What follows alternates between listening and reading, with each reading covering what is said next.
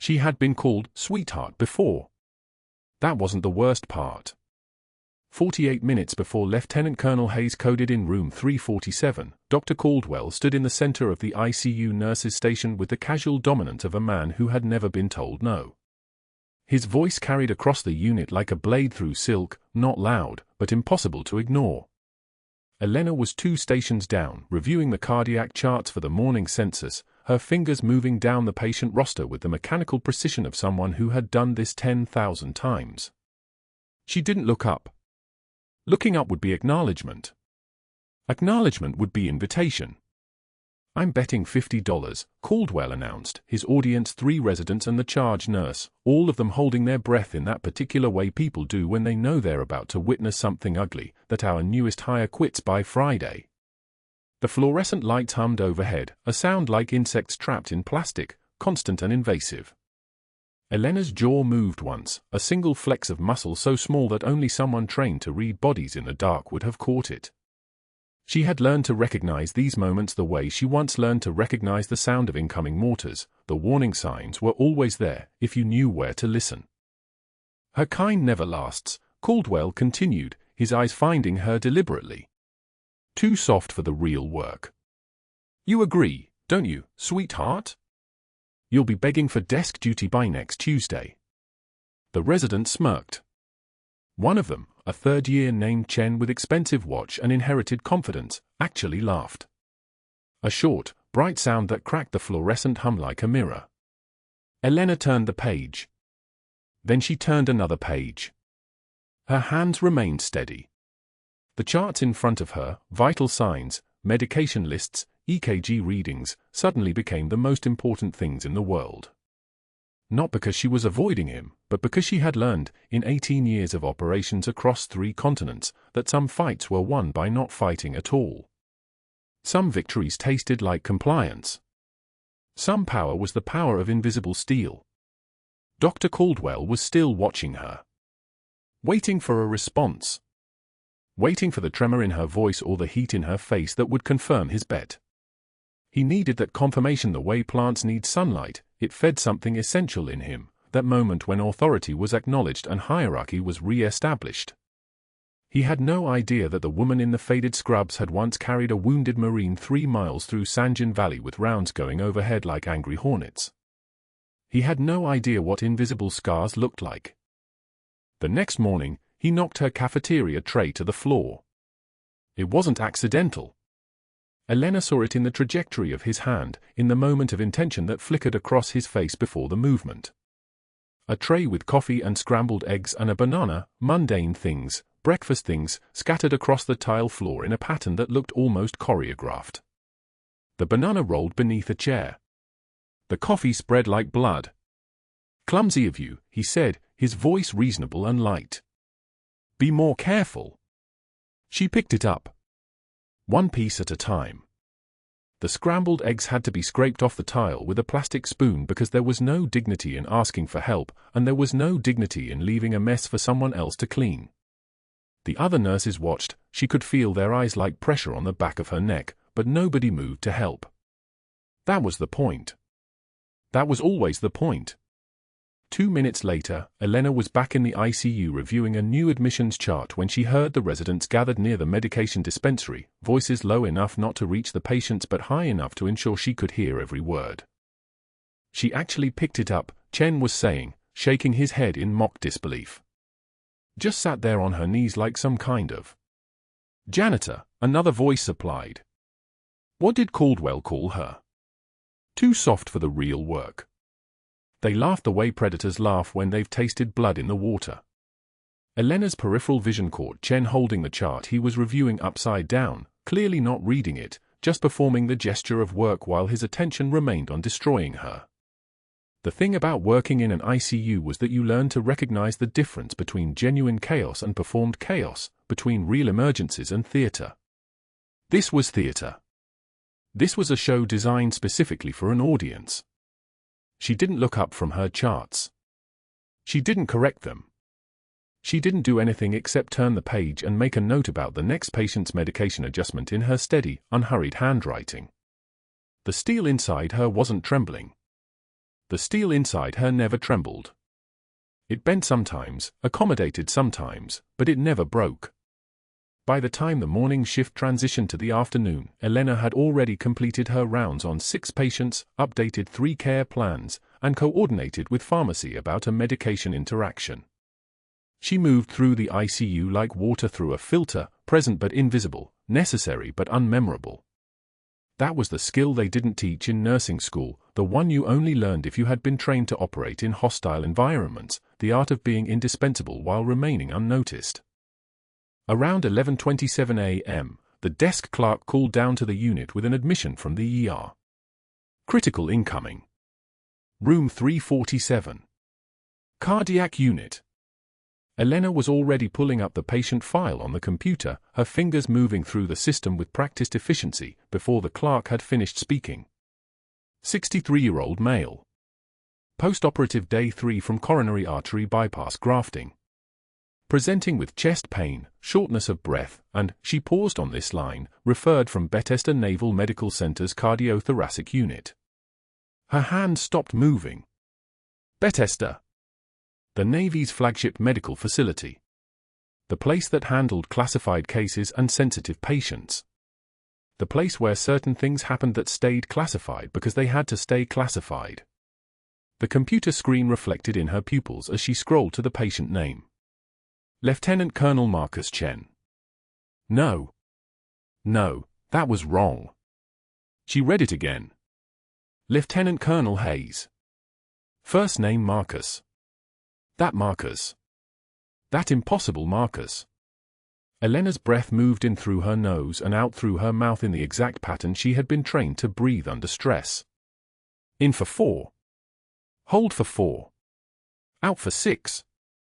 Her heart rate remained stable because her mind was already categorizing this as a problem to be solved, not a situation to be felt. Emotion was luxury. Emotion was the thing soldiers left in body bags on tarmac in the dark. The admission nurse was briefing the unit now. Hayes had been stable in Bethesda, but something in his presentation suggested possible cardiac tamponade, fluid compressing the heart, and the ER had flagged him for immediate ICU placement. Elena was already moving before the briefing ended, pushing a crash cart toward room 347, her movement smooth and practiced and automatic. When Hayes arrived, she was the first person in the room. He looked smaller than she remembered. Sickness did that to men, stripped away the presence, left behind just the bone and the scar tissue underneath. But his eyes were the same. That particular shade of grey-blue that reminded her of the sky above Helmand Province in winter, cold and clear and precise. His eyes found her immediately, and for a moment, just a moment, his breathing changed. "Lieutenant Colonel," she said. Her voice was flat, professional, slightly deferential. "Just a nurse meeting a patient. Nothing more. I'm going to be monitoring your vitals. If you need anything at all, you press this button." She didn't say his name. She didn't acknowledge that she knew who he was. She didn't explain that his commanding officer had been the reason she still had legs, the reason she had made it to the evac helicopter, the reason she had made it home to find Marcus's combat boots in a cardboard box with a letter that nobody should have had to read. Hayes tried to speak. His mouth opened. Elena was already moving away, already checking the 4-line, already inserting herself into the pure mechanics of patient care where emotion had no jurisdiction and past could be filed away in the compartments of her mind like classified documents in a vault. She had learned to do this in Helmand. She had learned to do this in the years afterward, when pretending to be someone you weren't was the only thing that kept you alive. At 14:23 that afternoon, during her break, Elena walked to her locker in the staff room. The metal door opened with a soft click. Her shift clothes were folded neatly, scrubs that had been washed 100 times, shoes that smelled like antiseptic and floor wax. And there, on the bottom shelf, was the MacGuffin, a pair of worn combat boots. The leather was cracked from desert sun. The laces were still tied in a double knot Marcus had learned to tie at 17 years old, hands moving automatically even when the mind was somewhere else. One lace was slightly frayed at the end. Elena touched the boots once. Just her fingertips against the worn leather. Just long enough to feel the ghost of the person who had worn them, who had walked across 5 base floors in these boots, who had called her name in the dark when the IED went off in Sanjin Valley. The boots had been sent home after everything. After the surgeries. After the rehabilitation. After Marcus had learned that the bottom half of his body would remain in Helmand, would remain burned into the sand and the memory of that particular explosion. The boots had been sent home because nobody knew what else to do with them, and Elena had kept them because keeping them meant keeping the promise, I didn't leave you there. I brought you home. I brought you back. Now Lieutenant Colonel Hayes was in room 347, and Marcus's commanding officer was her responsibility, and nobody at Cedar Creek Medical knew any of that. Nobody knew that Elena had once been called Sierra 7, a call sign earned in the dark. Nobody knew that she had carried wounded through fire. Nobody knew that the quiet nurse in the faded scrubs was anything other than someone Dr. Caldwell could break with $50 bets and drop trays. She closed the locker. The boots were hidden again. She smoothed her scrubs and walked back to the ICU where Hayes was recovering from surgery and Caldwell was planning his next move, and the fluorescent lights continued their insect hum overhead. As she rounded the corner toward room 347, Hayes' monitor suddenly changed its rhythm, the steady beat becoming irregular, urgent. A frown. A pause. And then Elena was moving. But that wasn't the worst part. The next morning, Elena pushed through the cafeteria doors with a fresh tray, coffee, toast, a small container of yogurt, and her jaw was already locked tight. She'd slept 2 hours. The combat boot sat in her locker like an anchor, holding her to a version of herself she wasn't supposed to be anymore. Caldwell was at the far table, his residents clustered around him like remoras around a shark, and she could feel the moment he noticed her. His eyes tracked her the way predators track movement. She chose a corner table, alone, and began eating with methodical precision. That's when he moved. He walked past her table at the exact moment she was lifting her coffee cup. Not a collision. A deliberate brush of his shoulder against her chair. The tray tipped. Coffee spread across the tile in a dark constellation, salad scattered like shrapnel, and the sound of ceramic shattering on hospital floor echoed through the cafeteria. Everyone stopped chewing. The room went dead silent. Oops, Caldwell said, his voice honeyed and cruel. Should have been more careful, sweetheart. These things happen. His residents laughed, that particular laugh of people who had permission to be cruel, the kind that makes a space feel smaller. Elena knelt immediately, her movement smooth, her face showing absolutely nothing. Her jaw clenched once. Just once. Then it released. 2 nurses from the ICU hurried over, their eyes deliberately avoiding hers, and together they collected the debris in silence. No one spoke. That was the worst part, not the mockery, but the collective decision to pretend it wasn't happening. Elena gathered each piece of lettuce, each carrot slice, her hands perfectly steady, her breathing controlled and even. Caldwell watched from his table, waiting for something, a tremor in her voice, a crack in her composure, anything that would prove he'd broken her. He got nothing. When the last of the salad was in the trash, Elena stood, thanked the nurses with a nod, and walked to the serving line for a replacement tray. Her scrubs were stained with coffee, but her posture hadn't changed. She ate her second breakfast alone while Caldwell's laughter echoed behind her like a recurring infection. 3 hours later, during rounds, he escalated. Elena was standing at the nurse's station near the monitor bank, preparing charts for the morning's admissions, when Caldwell approached with a folder in his hand. His residents trailed behind him like a tail he'd grown. Martinez, he said, and his voice had that particular tone, the one that made other staff members suddenly busy with something elsewhere. He opened the folder. Charts scattered. Paper everywhere. Some slid across the desk. Some fell to the floor. One caught the edge of the counter and helicoptered down to rest against her shoe. He stood above her, clipboard pressed to his chest, smiling. Pick that up, sweetheart. That's what you're here for. The room contracted. Elena could feel every eye in the nurse's station pretending not to watch. Someone at the far end started typing louder. The intercom crackled with a code from somewhere else, everyone listened harder to that. Elena crouched down.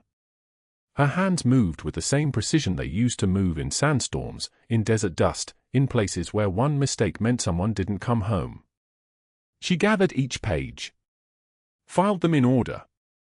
Her knuckles whitened slightly as her fingers gripped the folder edge, but her face remained neutral, the expression of someone completing a task, not someone being humiliated. When the last chart was collected and arranged, she stood and met Caldwell's eyes for exactly 2 seconds. That was all. No words. No emotion. Just a flat, empty gaze that suggested she'd filed away every moment of this encounter somewhere he couldn't reach. Caldwell's smile wavered. He'd expected tears, or anger, or, at minimum, some visible crack. What he got instead was a woman who accepted his cruelty the way she might accept an assignment, as something to be done and then forgotten. He turned and walked away, his residents trailing behind him with slightly less confidence than before. A first-year resident, someone named Chen, whispered something to another nurse. Elena heard it anyway. Why does he hate her? The answer came back quietly, she makes him look bad just by doing her job. Elena didn't react. But later, when her shift had 90 minutes left and the weight of every insult had settled into her chest like a stone, she found herself in the supply closet. The door closed behind her. The space was narrow, lined with boxes of catheters and bags of saline, and the fluorescent lights here hummed a slightly different frequency than the ones in the main corridor. She pressed her palm against the cool metal shelving. Her hand was steady. Her breathing was controlled.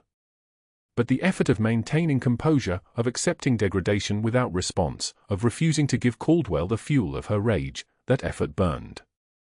She stood there for exactly 3 minutes, letting the controlled anger move through her like electricity through a circuit, and then she straightened her scrubs, checked her reflection in the dark window of the locked medication cart, and walked back out. By afternoon, something shifted. A family of a patient Elena had admitted 2 days earlier, Mrs. Chen, who'd come in with acute heart failure and left 3 days ago with a discharge plan that included daily weights, fluid restriction, and a medication list Elena had personally reviewed twice, approached her at the nurse's station. The daughter, a woman in her 50s with her mother's dark eyes, pressed Elena's hand between both of hers. "I wanted to thank you," the daughter said, her voice thick. "My mother said you explained everything to her. The medications, the diet, why this matters. She said you were kind. You treated her like a person, not a condition." She'd brought flowers, small purple daisies, and placed them on the counter near Elena's station. "Thank you for seeing her." The words landed like a balm.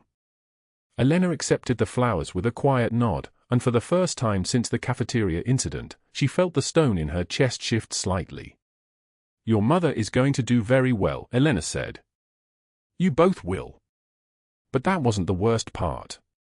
The worst part was that Caldwell had overheard the entire exchange from behind the partition where he'd been reviewing a patient chart. Elena saw the exact moment he registered what had happened, the precise second his face hardened. A patient's family had thanked a nurse. Not for following orders, but for actual care. For compassion. For something Caldwell had never shown and couldn't purchase. His jaw tightened the same way Elena's had that morning in the cafeteria. He folded his chart with sharp, deliberate movements and walked away without a word. Elena carried the flowers to her locker during her break. She set them in a plastic cup with water from the bathroom sink, and they sat beside the combat boots on the shelf, one symbol of what she'd chosen to protect, one symbol of something a family had recognized her for. The boots were worn leather, sand-colored, with grass-stained laces and a single scuff mark on the left heel where Marcus had kicked them against the barracks door before deployment. They carried the weight of decisions made, the extraction delayed, the soldier left behind, the extraction called in later at a different coordinate because Elena had refused to move until she had him. The flowers were fresh. Small. A reminder that some work, some caring, got seen and thanked.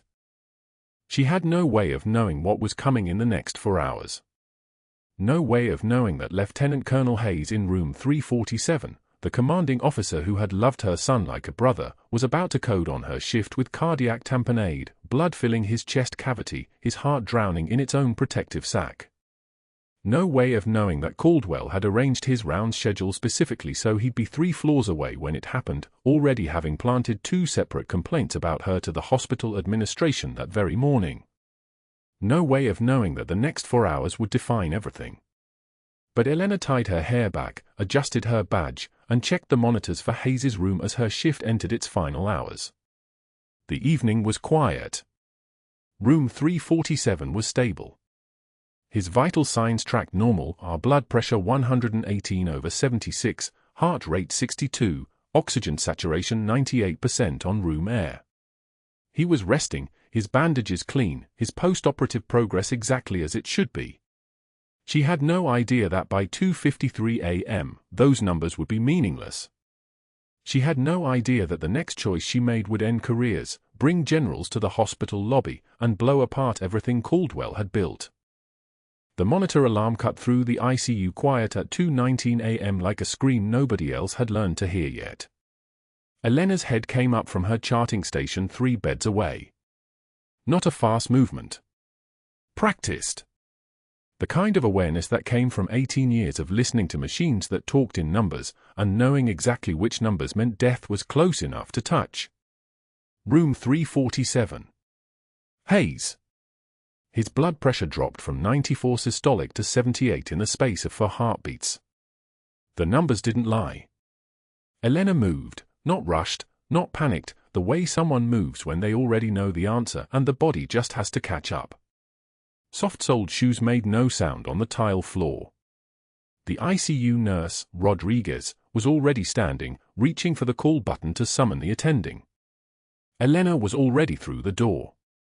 Hayes lay grey-white under the fluorescent light, his jaw slack, breathing shallow enough that each inhale seemed like negotiation. His chest rose and fell with the mechanical assistance of the ventilator, but his heart was working against itself now, fighting a war it didn't understand. Elena's trained eye read the monitors in the language they spoke, blood pressure collapsing, heart sounds muffled like someone had wrapped his cardiac chambers in gauze and pulled tight. The pulse oximeter showed 89 and falling. The central venous pressure line spiked, then leveled wrong, a pressure that shouldn't exist, a constraint where there should be space. Cardiac tamponade. Blood filling the pericardial sac.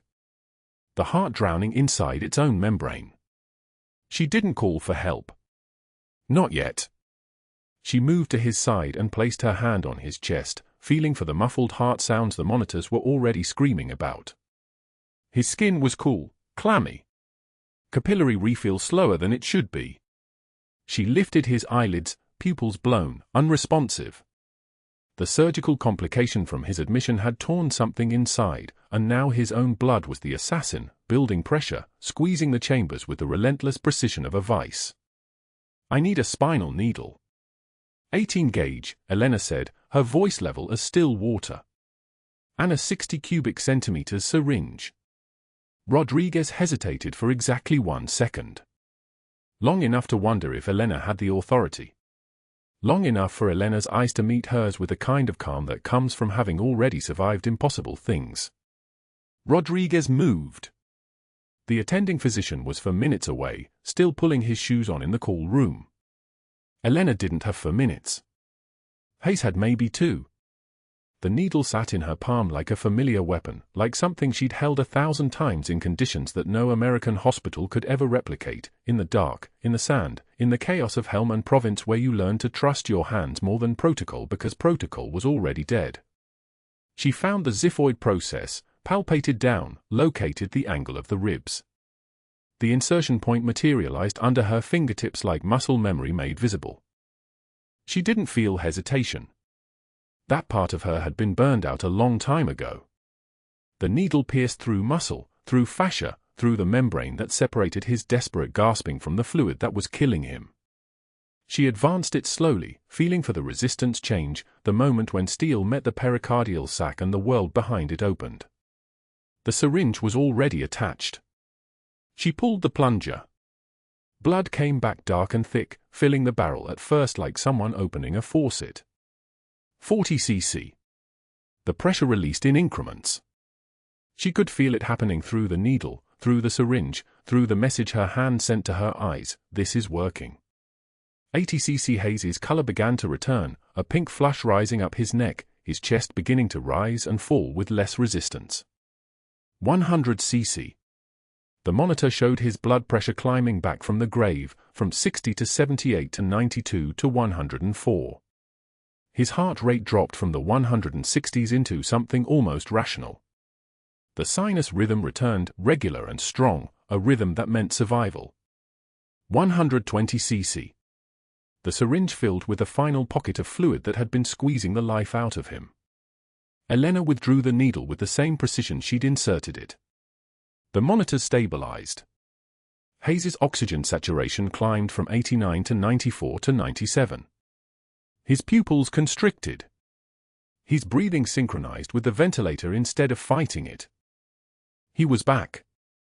The entire procedure had taken 3 minutes. Elena stood at his bedside, holding the syringe of extracted blood like evidence, her hand steady as a surgical laser. She didn't breathe fast. She didn't look shaken. Her jaw didn't tremble. She simply turned to Rodriguez, who was standing frozen in the doorway with the emergency crash cart she had wheeled in. "Document this," Elena said quietly. Pericardiocentesis performed at 2:48 a.m. 120cc of blood evacuated from pericardial sac. Patient response immediate and positive.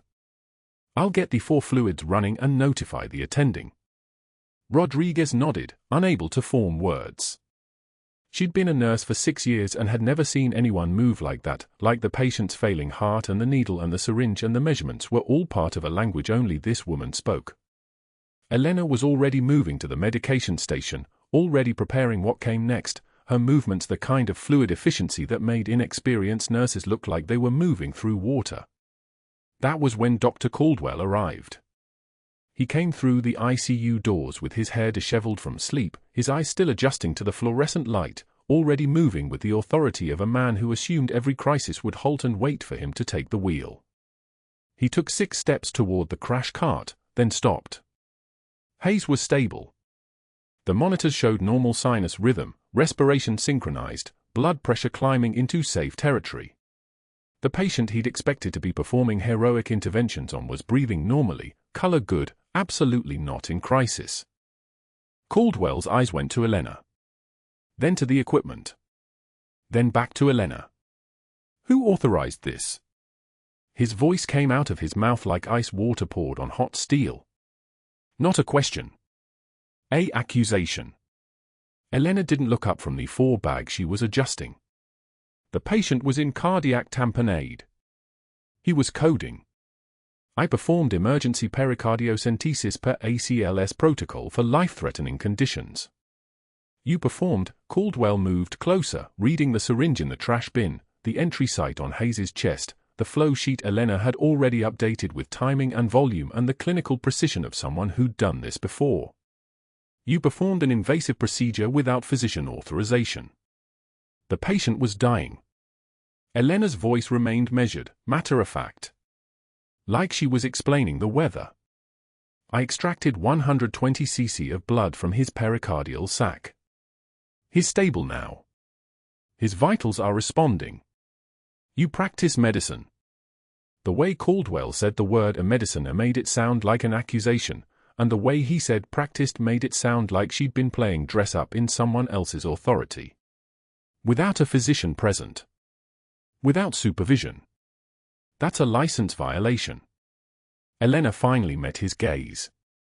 Her eyes were empty of fear, empty of apology, empty of any of the reactions he'd been waiting for. She looked like she was looking at a problem that had already been solved. He's alive because I didn't wait. That's what matters.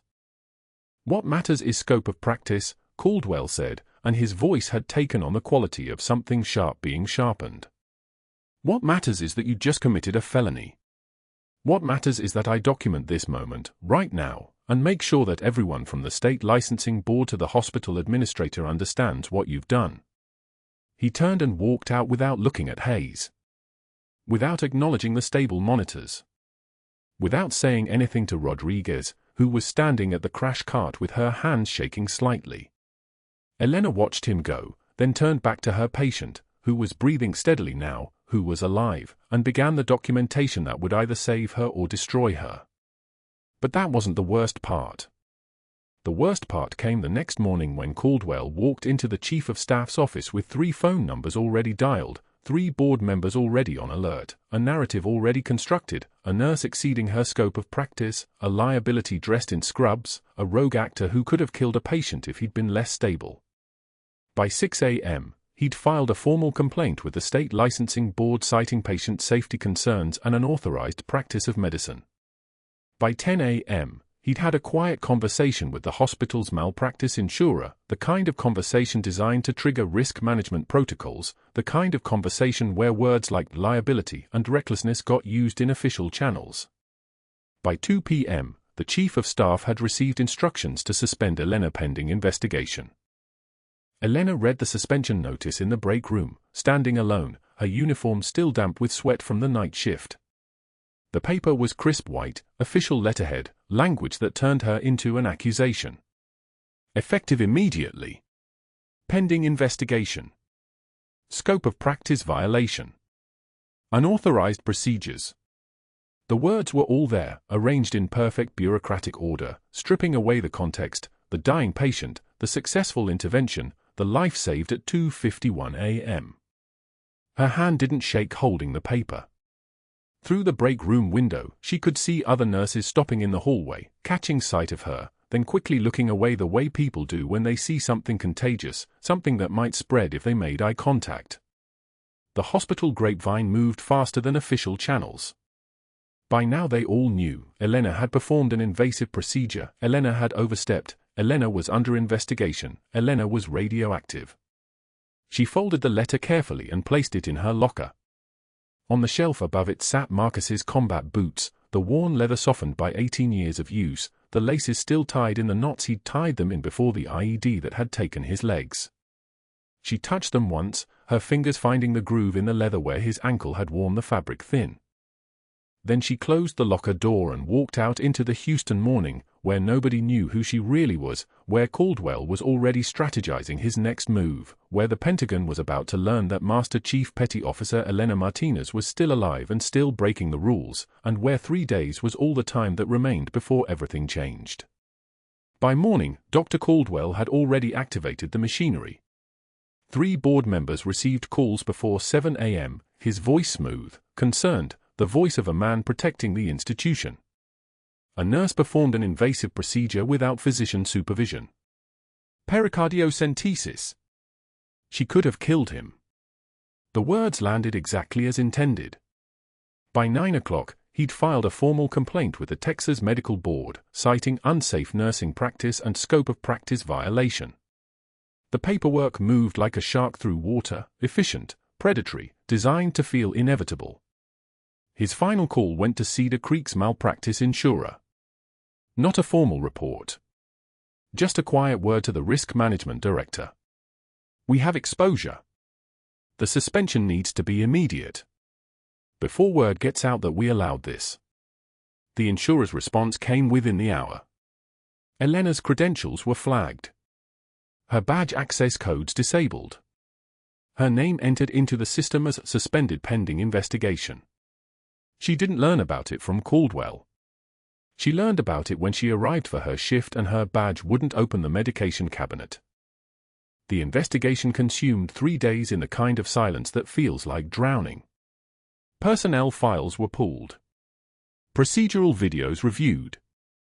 The state licensing board assigned a case number, 2024 HC date for 7392. Elena sat through exactly 1 interview, a tired investigator from the nursing board asking why she'd performed a procedure outside her scope of practice. The patient was in cardiac arrest. The attending physician was 4 minutes away. He didn't survive the first minute. The investigator wrote nothing down. I understand, he said, his voice already moving past her, already moving toward conclusion. He'd been told the outcome before he arrived. That's how these things worked. By day 2, Cedar Creek's legal team had drafted a termination letter. Not fired, technically. Released from employment pending the outcome of the licensing investigation.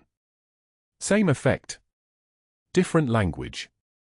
The letter arrived in her locker, printed, official, signed by the hospital's human resources director, a woman Elena had never met and who'd never set foot in the ICU. 3 days after saving Hayes's life, after watching the monitors climb from flatline to 60 beats per minute, after feeling the hiss of air escape from the pericardial sac like pressure releasing from a closed system, Elena walked through the back corridors of Cedar Creek Medical carrying her scrubs in a plastic bin. The fabric was faded blue, nearly white at the collar where sweat and antiseptic had bleached out the dye over 3 years of 12-hour shifts. She'd worn this uniform through 300 patient codes, 2 mass casualty events, 1 active shooter lockdown in the parking lot. She'd held it together while other nurses broke. Now she was folding it into a contaminated linen bin, treating her own work like it was something toxic. The attendant in the laundry room was named Terry. He'd worked at Cedar Creek for 7 years. He'd joked with Elena about his daughter's nursing school applications, asked her for study advice, told her she was the reason he recommended Cedar Creek to everyone. Today he wouldn't meet her eyes. He took the bin of scrubs without a word and dropped them into the industrial washer marked for contaminated linens. The kind used for items exposed to bloodborne pathogens. The kind used for materials that posed a biohazard. Elena watched him close the lid. The silence between them felt like a wall built brick by brick from every rumor Caldwell had seeded through the hospital. "I know," she said quietly, though she didn't explain what. Knowing was enough. Terry glanced at her then, his expression caught between sympathy and self-preservation. She turned and walked toward the exit, carrying only her purse and the boots from her locker, Marcus's boots, the left one still bearing the imprint of a foot that no longer existed. The lobby of Cedar Creek Medical was arranged like a stage set, all marble and chrome and the kind of careful aesthetic that made people feel safe. Elena had crossed this lobby 300 times. Today it looked unfamiliar, like a place she was passing through rather than a place where she belonged. The automatic doors sensed her approach. Above the information desk, a wall-mounted television cycled through local news channels. She registered it without conscious thought: morning traffic, a story about a proposed toll road, something about property values in the Montrose district. Then the banner changed. Then everything changed. Breaking news, the Chiron announced in aggressive red letters. Below it, decorated combat medic believed dead, alive and missing. Elena stopped moving. She was 12 feet from the doors. The screen filled with her own face, Elena Martinez, 20 years younger, hair pulled back in a military bun, eyes sharp as combat steel, wearing dress blues with a Master Chief Petty Officer's anchors on her collar. Above her face, the date, 2004.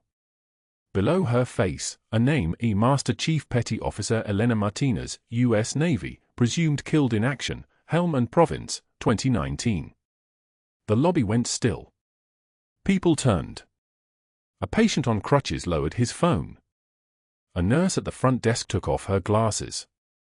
A maintenance worker pushing a buffer stopped mid-motion. The image cut to a man in a hospital bed. Hayes. His face was pale, his voice thin from 3 days of recovery, but his eyes were clear as he stared directly at the camera. "The woman who saved my life in this hospital 3 days ago is a legend. Her call sign was Sierra 7. I served under her in Helm and Province, 2017 to 2018. She carried me 3 miles through enemy fire when everyone said I was gone." His voice cracked. "She saved me then. She saved me again 3 days ago in this very building. Her name is Elena Martinez. She's Master Chief Petty Officer Elena Martinez, and she's not dead. She's here." The Chiron updated in real time: patient identifies missing Navy medic. Navy declines comment. Elena's grip on the combat boots tightened until her knuckles went white, until the leather creased under pressure that had nothing to do with weakness. George stood at his security desk. 63 years old, Vietnam veteran, 2 tours, a limp from a mine that had taken 18% of his left leg. He was staring at the screen. Then staring at Elena. Then staring back at the screen. His expression shifted through 5 emotional states in as many seconds: confusion, recognition, the sudden terrible clarity of seeing someone real in a context that was supposed to be confined to history, to classified operations, to the official dead. The automatic doors behind Elena slid open. The sound was soft, hydraulic, unremarkable. But it was precise. And the footsteps that came through those doors were military rhythm, left, right, the kind of cadence that happened when someone had spent 18 years walking in formation. George stood. Not gradually. Not with effort.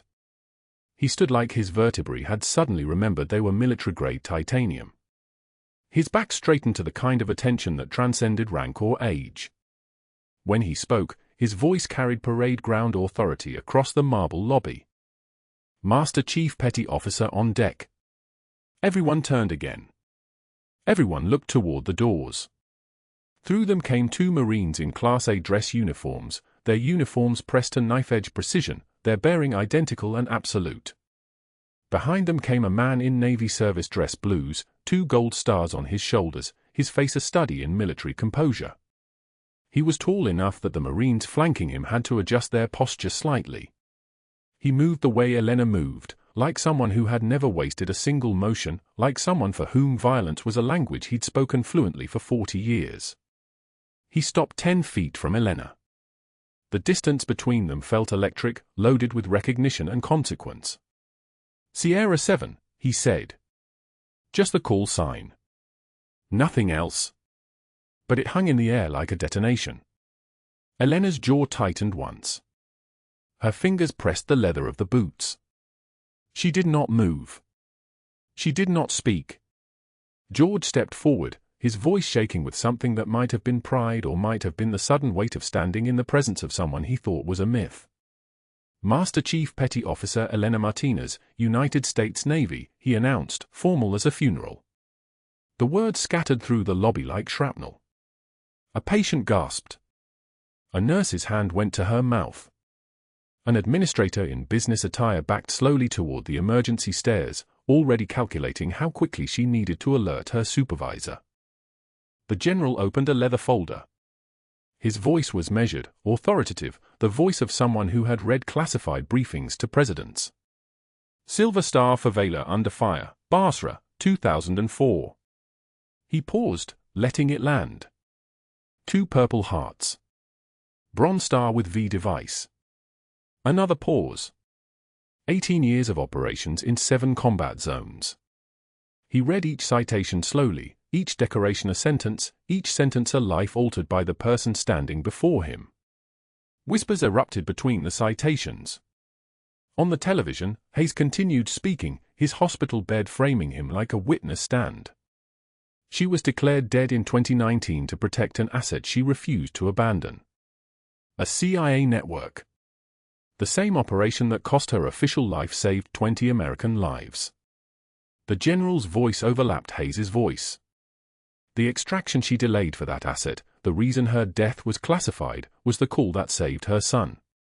Marine Corporal Marcus Martinez, wounded in action, would have been left behind if she hadn't stayed on station until the medevac arrived.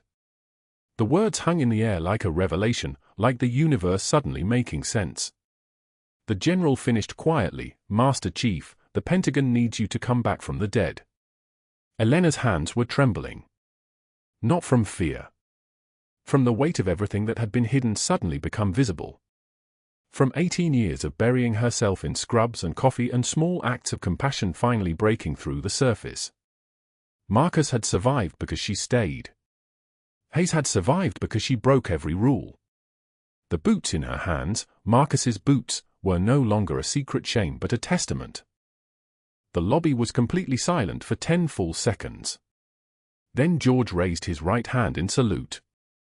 His arm moved with military precision despite the limp. 1 nurse followed. Then another. Then a patient in a wheelchair, his arm shaking as he raised it. The general remained at attention, waiting. Waiting for Elena to cross the distance between her hidden self and the woman the world was about to learn had never actually died. She was crossing the lobby to turn in her badge when the wall-mounted television flashed breaking news. The banner scrolled beneath a photograph she hadn't seen in 20 years, her own face, younger, in dress blues, staring directly at the camera with the kind of calm that comes from having already survived the worst. The headline burned across the screen: "Decorated combat medic believed dead, alive and missing." The fluorescent lights overhead seemed to hum louder. A woman in the waiting area gasped.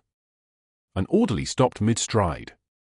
Elena's jaw clenched once, the way it always did when the past decided to announce itself uninvited. The television cut to a hospital bed where Lieutenant Colonel Hayes sat propped against pillows, his voice carrying the particular roughness of a man who'd spent the last 72 hours oscillating between unconsciousness and gratitude. He looked directly at the camera, and his hands trembled, not from fear, but from the kind of emotion that only comes when you're describing someone who pulled you back from the edge of darkness twice. "Sierra 7, he said, his voice cracking on the call sign. "That's who she was in Helmand Province. That's who she is now." He paused, and in that pause was 18 years of classified operations, impossible choices, and a woman carrying secrets that had nearly cost her everything. "She carried me 3 miles through enemy fire with an IED wound that should have killed me before we hit the first checkpoint. Her tourniquet. Her pressure. Her refusal to leave me behind." He breathed, steadied himself. "And 3 days ago, in this hospital, she saved my life again. Performed a procedure that should have required an attending physician present. She didn't wait for permission. She did what needed to be done." The camera panned to the hospital lobby, where George the security guard, a Vietnam veteran with a silver star pinned to his dress uniform jacket, stood at attention. His posture was absolutely rigid, the way men stand when they're honoring something sacred. His voice carried across the marble floor like a command: "Master Chief Petty Officer on deck." Every head in the lobby turned. 2 nurses grabbed the edge of a supply cart. A patient's family member stood frozen mid-conversation.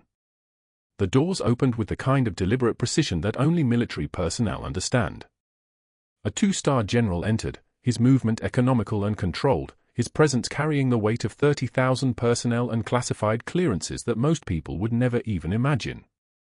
His face was weathered oak, creased with decisions that couldn't be unmade. He carried a blue folder. Elena recognized the color immediately. That shade of blue meant everything. That shade of blue meant her entire buried life, now somehow exposed to the fluorescent light of Cedar Creek Medical's lobby. The general's voice reached across the marble floor without needing to rise. "Master Chief Petty Officer Elena Martinez. Silver Star." He paused, letting the weight of that medal settle. 2 purple hearts. Another pause. The room had gone completely still. 18 years of operations that never officially happened. 47 combat missions in Helmand Province, Kandahar, and locations this folder is still too classified to state publicly. Classified combat medical specialist. Decorated 5 times for valor under fire. He looked directly at Elena. "You were declared deceased in 2019 to protect the location of a CIA asset you refused to abandon during the Sanjan Valley extraction. You delayed your own evacuation to call in a supporting helicopter for a Marine Lieutenant, Marcus Rivera, whose legs you'd already saved once. He survived because of the 3 minutes you fought for his extraction instead of your own." Hayes leaned forward in his wheelchair, his hands gripping the armrests. "She was my medical officer for 2,748 hours in Helmand. When people talk about quiet competence, they're talking about people like her. She didn't do it for recognition. She did it because the person next to her was worth the risk." His voice dropped. "She's always done it because people are worth the risk." And that's when the real nightmare began. Dr. Caldwell descended the mezzanine stairs like a man descending into a mine he'd already realized was collapsing. His face was the color of raw steak. His movements were jerky, desperate, the movements of someone whose entire empire was visibly crumbling in real time. "This is a security breach," he said, his voice climbing toward panic.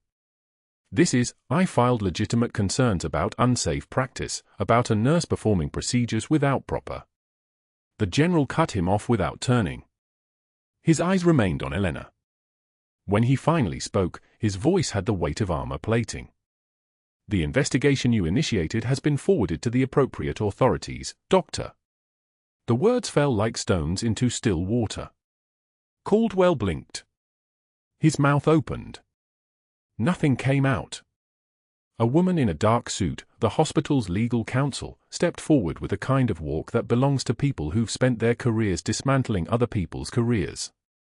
She carried a folder identical to the general's, except this one was manila, stamped with the hospital's emblem, and labeled Internal Audit, Cardiac Unit Complication Analysis, 14-month period. Your surgical logs from the past 14 months are under review, she said, her voice precise and clean as a scalpel incision. The State Medical Board has questions about complication patterns in your cardiac cases. She didn't raise her voice.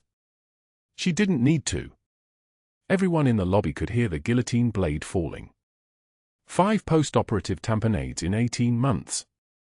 National average is 0.3%.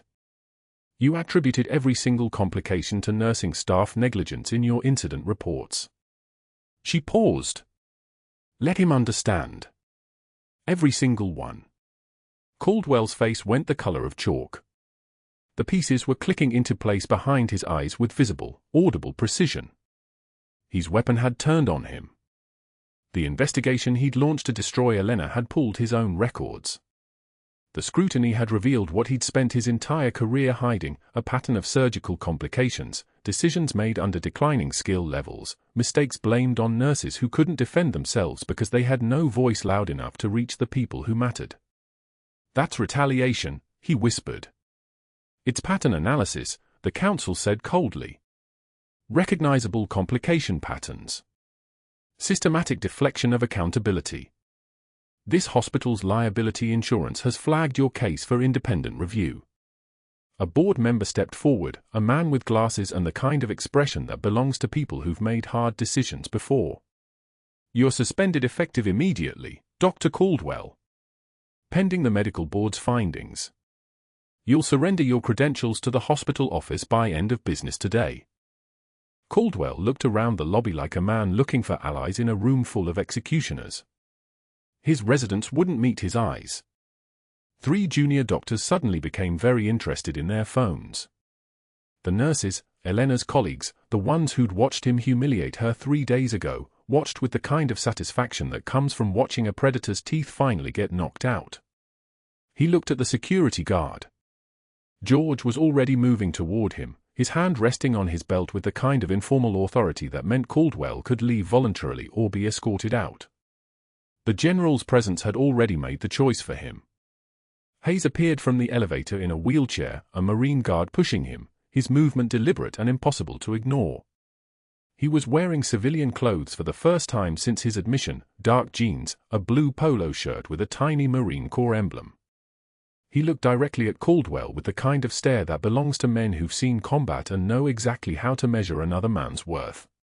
You tried to erase the woman who saved my life because she made you feel small, Hayes said. His voice was steady, measured, the voice of someone with nothing left to lose and absolutely no reason to soften the truth. The Corps has a word for men like you. He didn't say it. Nobody needed him to. Everyone in the lobby knew exactly which word hung in the air between them, heavy as a dropped anchor. Security escorted Caldwell toward the exit. George held the door open with obvious pleasure, the kind of satisfaction that comes from watching someone finally get what they've earned. Caldwell's shoulders had already started to cave. His stride had shortened to a shuffle. By the time he reached the parking garage, his authority was already ashes. Elena stood in the center of the lobby, still holding her badge. The general moved toward her with the kind of deliberate respect that military personnel reserve for people they genuinely honor. His right hand rose. His fingers straightened. The salute was perfect, formal, decisive, permanent. Hayes watched from his wheelchair as the 2-star general saluted a fired nurse, and in that moment, the entire hospital understood the calculation they'd all made wrong. Elena returned the salute, her hand rising with the same precision, the same authority she'd always carried beneath the scrubs and the coffee stains. 6 months later, Elena stood in Cedar Creek Medical's renovated ICU wearing scrubs that had changed color, dark blue with gold embroidery reading "Training Director" beneath her name. The unit had been completely restructured. The fluorescent lights had been replaced with modern LED panels that didn't hum like wounded animals. The protocols had been rewritten. The culture was beginning to shift, one decision at a time, from an environment where fear ruled to one where competence was valued. She was teaching a pericardiocentesis workshop, her hand steady on a simulation mannequin as 12 residents watched with absolute attention. Her voice carried the weight of someone who wasn't teaching procedure, she was teaching survival. "The needle enters here," she said, her fingers showing the exact angle. 15th intercostal space, just below the xiphoid process. "You're threading between ribs. You're threading through tissue that will kill you if you hesitate. So you don't hesitate. You move with intention. You trust your training." Hayes sat in the back of the room, walking now with a carbon fiber cane, the kind of mobility that takes months of physical therapy and absolutely no surrender. He watched Elena move through the demonstration with something like awe on his face. Across town, in a strip mall classroom in a medical office building that smelled like old carpet and broken dreams, Dr. Caldwell taught CPR to bored teenagers and community college students who'd enrolled in the class as a graduation requirement.